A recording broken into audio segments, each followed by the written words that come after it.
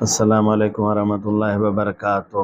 طریق حج، سفر حج کے آداب و کیفیت فقیر نے کئی حصص میں بیان کرتا چلا رہا ہے۔ آج یہ حصہ ہے احرام باندھنا۔ جب آدمی حج کے لیے روانہ ہوتا ہے تو میقات سے احرام باندھتا ہے۔ پاکستان سے جب آدمی حج کے لیے جاتا ہے تو جدہ جاتا ہے، اور جدہ سے کئی منزل پہلے ایک میقات آتا ہے جس کا نام ہے یلملم۔ یہ تقریباً جہاز میں ہی آ جاتا ہے، تو پھر جہاز میں کبھی اعلان کرتے ہیں کبھی نہیں کرتے، پھر باندھنا مشکل ہوتا ہے۔ بہتر ہے ایئرپورٹ پر ہی آدمی احرام باندھے۔ اس سے بھی بہتر ہے کہ گھر سے ہی باندھے، اگر مشکل نہ ہو، تکلیف نہ ہو۔ احرام باندھنے سے پہلے سر کے بال ہیں، ناخن ہیں، مونچھ ہیں، پگلی ہیں، زیر ناف ان کو صفائی کرے۔ ایسا نہ ہو کہ پھر ذوالحج کے 10 دن شروع ہوں، یہ قربانی کرتا ہو، پھر اس وقت مستحب ہے کہ آدمی نہیں کاٹے۔ بہرحال اپنی صفائی کرے، صابن لگائے، تیل لگائے، خوشبو لگائے، کوئی حرج نہیں، شیمپو لگائے، غسل کر کے آرام سے اس کے بعد پھر 2 کپڑے سفید پہنے۔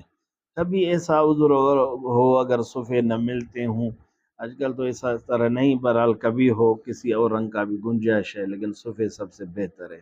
2 کپڑے لے، ایک چادر ہو، ایک تہبند ہو۔ تہبند ناف سے اوپر اس کو باندھے نصف سا تک، اور چادر سینہ ہے، مونڈے ہیں، اور پیچھے پیٹھ ہے، اس کو آگے چھپا کے رکھے۔ اس میں ارتباط نہیں ہے، ارتباط وہ طواف میں ہے۔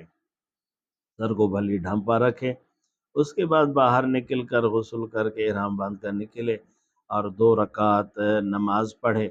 2 رکعت نماز کے پہلے رکعت میں قل یا ایھا الکافرون پڑھے، اور اس کے بعد اگر یہ دعا منگے تو کوئی حرج نہیں ہے، بہتر ہے ربنا لا تزغ قلوبنا بعد اذ ہدیتنا وہب لنا من لدنک رحمۃ انک انت الوہاب۔ دوسری رکعت میں قل واللہ پڑھے، اس میں پڑھے ربنا آتینا من لدنک رحمۃ وہیئ لنا من امرنا رشدا، اور یہ پڑھ کر سلام پھیرے۔ سلام کے بعد پھر نیت کرے۔ نیت ہے کہ اللہم انی ارید الحج فیسر لی وتقبلہ منی۔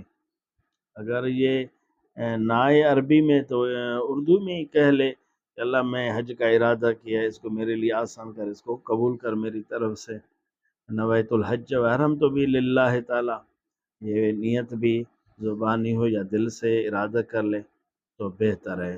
اس کے بعد تلبیہ پڑھے، 1 بار تو فرض ہے، لازم ہے، 3 بار بہتر ہے۔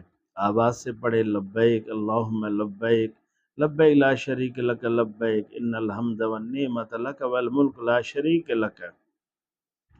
اس کے علاوہ اور کوئی بہترین دعا پڑھتا جائے بہتر ہے۔ اللہم انی اسألک رضاک والجنۃ واعوذ بک من غضبک والنار، کوئی حرج نہیں۔ پھر حضور صلی اللہ علیہ وسلم درود ابراہیم پڑھے، اللہم صلی علی سیدنا محمد وعلی آل سیدنا محمد کما صلیت علی سیدنا ابراہیم وعلی آل سیدنا ابراہیم انک حمید مجید، اللہم بارک علی سیدنا محمد وعلی آل سیدنا محمد کما بارکت علی سیدنا ابراہیم وعلی آل سیدنا ابراہیم انک حمید مجید۔ یہ درود ابراہیم سب سے بہتر ہے۔ جب بھی تلبیہ پڑھے ان کے ساتھ بعد میں درود ابراہیمی پڑھے۔ پھر اس سفر کو اپنا شروع کرے۔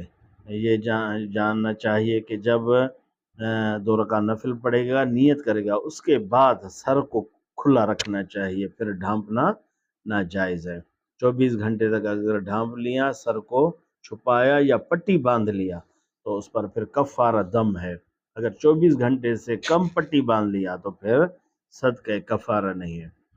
آج کل پھر وہاں پہ ہم نے دیکھا ہے تو احرام میں ہے نا، پھر وہ پن لگاتے ہیں لوہے کا، بل بھی جس کو کہتے ہیں، پن کوئی لوہے کا ان کو چپکاتے ہیں، ایسا ناجائز ہے۔ سلی ہوئی کوئی بھی چیز ناجائز ہے۔ چپل نالین ہو تو سب سے افضل ہے۔ احرام کو کسی لوہے کے ذریعے، پن کے ذریعے کسی سے بند کرنا یہ مکروہ ہے، ناجائز ہے۔ تو آدمی بھلی لمبا لے لے، پھر اس کو آپس میں ایسا بند کر کے رکھے۔ تو اس سفر میں احرام کے بعد پھر کہیں بھی بیٹھنے لیٹنے میں وضو ہو یا نہ ہو، کسی بھی حال ہو، تو آدمی تلبیہ پڑھتا جائے لبیک اللہم لبیک آواز سے۔ جب بھی پڑھے تو 3 بار پڑھنا لازمی ہے۔ اس اپنے مبارک سفر کو جاری رکھیں، انشاءاللہ پھر حاضر ہو جائیں گے، اللہ آپ کو نصیب کر رہا ہے۔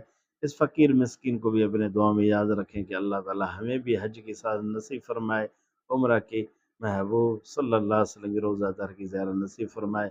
اللہ تمام عالم اسلام، کہیں بھی ہمارے مسلمان بھائی کلمہ سب کو خوش آباد فرمائے، سب پر رحم و کرم فرمائے، اپنی محبت و عشق نصیب فرمائے۔